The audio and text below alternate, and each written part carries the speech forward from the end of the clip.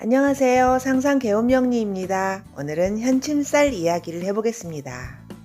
뾰족하고 예리한 바늘을 내가 가지고 있다는 거지요. 여러분은 현침살이 있으십니까? 현침살이 없는 사람은 거의 없답니다. 천간치지 합쳐서 6글자, 그리고 조금 넓게는 더 많은 글자가 현침의 기운을 나타낸답니다. 여러분은 이런 글자를 몇 개나 갖고 계십니까? 제 생각으로는 한 4개 정도는 돼야 현침의 기운이 좀 있다, 이렇게 생각합니다. 제 생각입니다. 꼭 개수를 세어보지 않아도 어떤 상황, 어떤 모습만 봐도 그 사람의 현침의 형태를 알 수가 있습니다. 제가 하나 예를 들어 볼게요. 어떤 사람이 나를 너무너무 속상하게 했다. 그래서 나도 그 사람에게 모진말을 하는 거예요. 정말 있는 말 없는 말 다 퍼붓는 거죠. 그러면 그 사람은 내가 한 말 때문에 아주 상처받아가지고 아주 고통스러워하죠. 사람이 고통스러워하는 걸 보면 내 기분이 좀 풀어져요.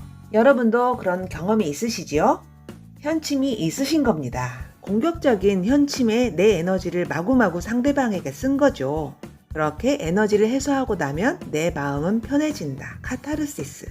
혹은 반대로 누군가에게 막 상처를 받아가지고 막 슬프게 내가 막 우는 거예요. 너무 상처받아가지고. 그리고 우는 내 자신의 모습을 거울로 비춰보는 거죠. 거울 보면서 울기. 상대방을 공격해서 얻는 내 쾌감, 즐거움도 현침이지만 그 바늘에 공격받아서 내가 찔리는 것도 현침이랍니다. 현침의 이런 모습은 왜 어디서부터 비롯되는지 그 심리적인 측면으로 제가 한번 설명해 보겠습니다. 공격성, 그리고 그로 인한 고통. 현침은 뾰족한 바늘이지요. 공중에 매달린 바늘, 마음에 품은 바늘. 예민함, 그리고 꼼꼼함, 세심함, 그리고 공격성. 얼굴을 보는 관상에서도 미간에 있는 세로주름 있죠? 그거를 현침문이라고 합니다. 언뜻 인상을 보면 인상 쓰고 있다, 이런 느낌? 고뇌하는 사람, 고통받는 사람, 예민한 사람. 둥글둥글하고 낙천적인 사람은 아니겠네요. 나쁜 사람도 아니고요. 다 그럴 만한 이유가 있답니다. 현침을 많이 가진 사람은 사물, 사람, 어떤 상황에 대해서 지극히 예민한 감각을 가지고 있다는 뜻입니다. 남들이 못 느끼는 것을 본인은 느낀다는 뜻이지요. 그래서 한 대를 맞아도 내가 더 아프고요. 그리고 슬픈 드라마를 보면 내가 더 슬프고요. 예민하다, 편인성, 그리고 그걸로 인해서 고뇌한다, 편관성. 이런 과정을 통해서 나는 다소 비관적인 세상에 대한 통찰력을 가지게 되었다. 밑도 끝도 없는 낙천주의, 그런 거 없고요. 사물의 본질을 잘 인식하는 영리함이 있습니다. 이런 사물의 본질을 우리는 변화라고 하지요. 그런 것들을 잘 이용하는 사람이기도 합니다. 그래서 내가 현침살이 많다 그러면 그런 에너지를 꼭 써야 되는 사람입니다. 보통 직업으로 쓰면 좋다고 하지만 다 그럴 수 있는 건 아니지요. 어쨌든 현침살이 많은 사람의 특징은 극단적이다입니다. 좋게 말하면 야무지다. 확실하게 끝장을 본다. 만약에 상대방과 어떤 사람과 트러블이 있다 그러면 내가 고통을 당하거나 내가 고통을 받거나 이러한 문제 해결 방식을 가지고 있는 사람입니다. 그래서 살면서 좀 극적인 상황을 연출을 잘해요. 기면 기고 아니면 아니다. 옆에서 보기에 나쁜 사람은 아닌데 인간관계에서 이런 에너지를 쓴다면 마치 이런 것처럼 느껴져요. 세디즘, 매저키즘. 정신적, 육체적으로 공격성을 드러내는 것, 성적인 취향으로도 드러나기도 하고요. 현침으로 나는 공격하는 입장이다 그러면 세디즘입니다. 남을 괴롭혀야 직성이 풀린다. 그러면 이렇게 공격할 수 없다면 그런 에너지를 내 자신에게 쓰는 거죠. 고통스럽게. 상대방이 나에게 가하는 행위, 고통을 통해서 내가 만족을 얻는다는 거죠. 자기 자신을 연민하면서요. 우울한 날에 슬픈 음악을 들으면서 눈물을 흘린다. 스스로 즐긴다. 본인은 스스로 즐기는 줄 모릅니다. 이런 말도 있잖아요. 달콤한 슬픔 이런 거, 우울 이런 거. 저도 때때로 가끔 이런 기분 좋아합니다. 여러분은요? 사실 고통에 대한 비상식적인 행동들이죠. 이 현침살은 고통을 주느냐, 받느냐의 문제. 그리고 이 에너지를 어디에 쓰느냐, 그 문제죠. 여러분은 공격을 당하는 입장입니까? 아니면 하는 입장입니까? 또 현침의 에너지를 어디에 쓰십니까? 인간관계에 쓴다면 최악이고요. 부부관계 이런 거. 언어적, 육체적 폭력이잖아요. 그런데 뭐 좋아할 수도 있겠죠? 공격, 그리고 고통이라는 입장에서 현침살을 가진 사람은요, 침 맞는 것도 좋아하고요. 그리고 안마 같은 것도 굉장히 그 폭력적으로 세게 받는 거 있죠. 그런 걸 즐긴답니다. 그렇다고 이 현침살이 없어야 좋으냐? 그건 아니에요. 이 세상을 살아가기에 이 현침살은 반드시 필요합니다. 현침살이 하나도 없는 사람은 어리버리한 사람이잖아요. 현침살은 야무지고 똑똑하다. 직업적으로 보면 프로의 기질이라고 생각합니다.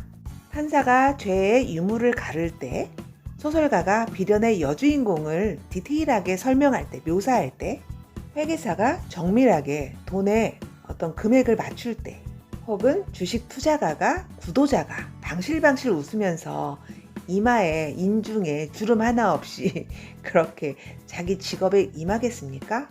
이렇게 직업으로 이런 에너지를 다 쓰시면 좋겠습니다. 당연히 일주 자체가 현침인 경우 가장 효력이 세겠죠.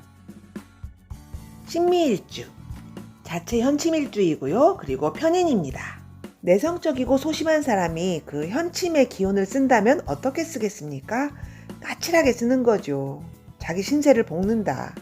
신미라는 일주 옆에 편인의 글자 혹은 현침의 글자가 더 있다면 더 효력이 강한 거지요. 또 자체 현침일주인 갑신일주, 현침의 글자를 관으로 편관으로 쓰는 사람입니다. 신미일주가 내성적으로 현침의 글자를 쓰는 사람이라면 갑신일주는 밖으로 외향적으로 편관에 현침을 써야 되는 사람이죠. 그렇게 살아야 되는 사람. 이런 현침의 기운을 긍정적으로 쓰는 방법은 직업으로 쓰는 방법이 가장 좋겠지요. 그리고 현침살 하나만 가지고 이 사람이 수술을 하네, 뭐 관제에 구설이 있네 이렇게 말할 수는 없습니다. 예를 들어 보겠습니다. 가끔 뉴스에 나오는데 묻지마 폭력을 한 원인에 대해서 말하잖아요. 왜 그랬냐고 물어보면 그냥 지나가는데 나를 기분 나쁘게 쳐다봐서 내가 때렸다. 뭐 얼마나 길게 오래 쳐다봤겠습니까? 그 짧은 눈길 속에서 경멸, 뭐 이런 거 무시 이런 걸 느꼈겠죠. 현침살로. 그리고 원진살도 있었겠죠. 오해, 집착, 그리고 피해의식.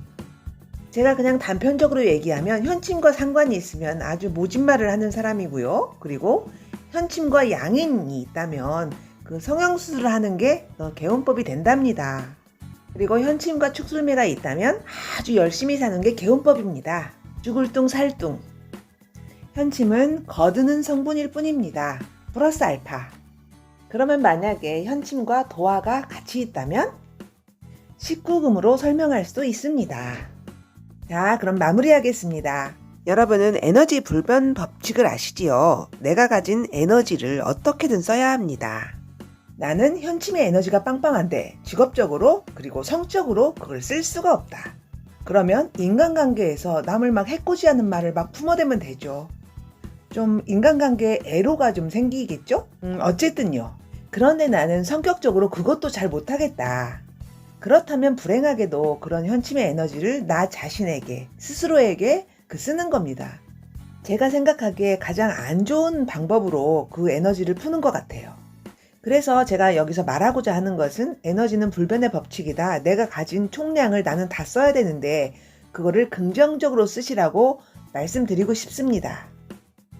이 현침살을 이해하는데 조금이라도 도움이 되셨으면 좋겠습니다. 이만 마치겠습니다. 고맙습니다.